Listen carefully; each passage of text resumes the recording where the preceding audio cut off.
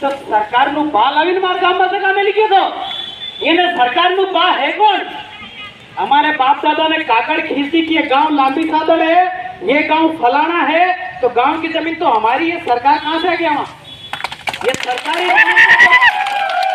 सरकारी जमीन का जो प्रोपेगेंडा है ना, ये तुम्हारे इधर ऑफिस में चलाओ, उधर गांव में आने की कोशिश न करें। ये गांव हमारे हैं। ये इंडिया जो है 1950 के पहले इंडिया में गांव होते थे, देश नहीं होता था। जो देश है वो गांवों से देश है, देश से गांव नहीं है। ये बात एसडीएम साहब और कलेक्टर को स्पेशली समझ लेनी चाहिए कि गांव है तो इंडिया है, इंडिया से गांव नहीं है। ये राज्य और देश का कॉन्सेप्ट बाद में आया, पहले गांव का कॉन्सेप्ट है। अगर बगोरो खरड़िया गांव में पड़ गयो तो बगोरो को भी हम गांव में नहीं रहने देते थे, ऐसा भी है। ये हमारा है कि हम तो ये नॉन ट्राइब्स को भी नहीं रहने दे सकते। आपको कह रहे हैं कि ये शेड्यूल एरिया नहीं है, ये तोड़ने की कोशिश करते हैं, यहाँ एग्जिस्टिंग लॉ है। हमारे गांव के बीच में लड़ाई हो जाती है तो 5 लोग बैठ के निपटारा करते हैं। तुम्हारे ऑफिस की जरूरत नहीं है, तुम्हारे कागजों में लिख लो कि ये जमीन सरकारी है, ये जमीन हमारे बाप दादा दे गए थे और ये जमीन हमारी है। 1 इंच भी जमीन हम आपको देने वाले नहीं है। बाप दादा को देखना है एक जमाने में, कालांतर में जाके देखो, बाप दादा ने अपनी जमीन में अपना सगा भाई भी हल डाल देता था, तलवार लेके भाई को मार देते थे। तुम तो प्रशासन हो,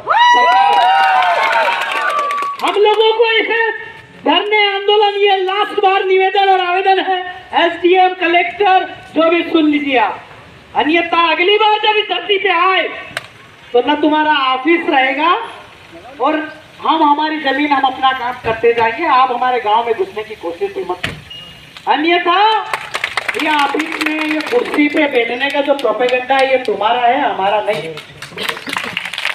हमको हमारी जमीन से इतना लगाव है कि हमारी जो आज हम जहाँ खड़े हैं और हमारा बाप है, बाप का भी बाप है, उस कड़ी से कमा के खा के बड़ा होकर के आया है और हम वो हमारी माँ से भी बढ़कर माई है और उसका समझौता हम नहीं करते हैं। राजवर्धन सिंह जी अपनी माँ का समझौता करते होंगे तो करते होंगे, हम हमारी माँ का समझौता।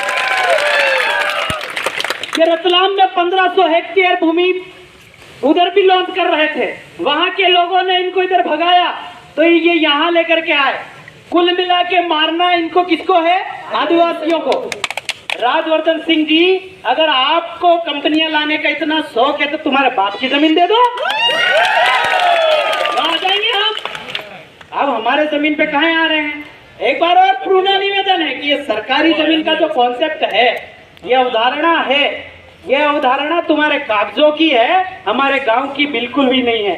ये खेवट है ना, हमारे बाप दादा खेवट करता था, એને ખેવટ ને ही कालांतर में लावीने अक्षर ज्ञान वाला खाता नंबर लिखी तो जने जी ने काळो सलार दीधु खेवट करी वे सगा विनी एसडीएम समाज साहब तुम्हारी नहीं, न राजवर्धन साहब तुम्हारी लिए सगा है। ये 5 जनवरी 2011 का जो जजमेंट है उसमें स्पेशली कहा गया है कि देश का 8% आदिवासी देश का मालिक है, बाकी इमिग्रेंट है, आक्रमणकारी की संतानें हैं। और उन्होंने ज्ञान सुधा मिश्रा और मार्कंडे काटजू उन्होंने ये भी कहा कि हम लोग विदेशी हैं, आदिवासियों का संरक्षण करना, उनकी सुरक्षा करना, उनकी संस्कृति का सुरक्षा करना, उनका जल जंगल का जमीन का सुरक्षा करना हमारी जिम्मेदारी है। और साथ ही उन्होंने कहा कि ये देशभक्ति भी है। तो आप हमारी जमीन छीन करके सबसे बड़े देशद्रोह का काम कर रहे हो कि नहीं कर रहे हो? आप जो है वॉयलेशन कर रहे हो। वॉयलेशन को हिंदी में कोड ऑफ कंटेम्प्ट कहते हैं। कोड ऑफ कंटेम्प्ट भी इंग्लिश का वर्ड है। आपका जो न्यायालय की अवमानना कर रहे हो। और अनुच्छेद 141 में कहा है कि कोई कानून को, कोई संविधान को, कोई जजमेंट को नहीं मानता है वो कौन है? देशद्रोही। तो जेल में हमारे आदिवासी नहीं होना चाहिए। कौन होना चाहिए? एसडीएम साहब और कलेक्टर साहब जेल में होना चाहिए। यही बात है कि राजवर्धन सिंह जी गुलाम है पर एसडीएम साहब कलेक्टर साहब आप तो नहीं है। आदिवासी आपको नहीं दिखते। जब वोट लेने होते हैं, जब लोकतंत्र चलाना होता है, जब ये आपका आदिवासियों से जब सहायता लेनी होती है तो आदिवासी आदिवासी आदिवासी प्रोजेक्ट करा करते हैं। ये सारे जितने एनजीओ चलाते हैं वो सब आदिवासियों के नाम पे चलाते हैं। और आज आदिवासियों की जो जमीन है वो जमीन जा रही है तो ना एसडीएम साहब बोल रहे हैं, काउंटर कर सकते, ना काउंटर कर रहे, ना कलेक्टर साहब बोल रहे, ना आपका विधायक। ठीक है, वो कह रहे हमारा खून नहीं है। अगर हमारा खून होता तो यहाँ बेचता, हमारा खून वो नहीं है। आप वाले आदिवासियों से आप मैं कहना चाहता हूँ कि आप अपने खून को पहचानिए। कालांतर में खून ने खून के लिए लड़ाई लड़ी है, खून के खिलाफ गैरों ने ही लड़ाई लड़ी है। तो आप सब लोग लगभग कितने गांव जा रहे हैं दादा? 15 गांव। एक गांव की कितनी जनसंख्या? 3000। 15 इंटू 3 कितने हो रहे हैं? 45,000। 45,000 जनसंख्या जा रही जो वोटर्स है। बच्चे कहाँ? बकरी वो भी मरेगी, जीव है। कुकड़ी भी मरेगी, वो भी जीव है। हमारे जमीन में आड़े हैं, वो भी जीव है। हमारे डांडे हैं, वो भी जीव है। भैंस है, वो भी जीव है। लगभग 3 लाख जीवों के हत्यारे कौन है?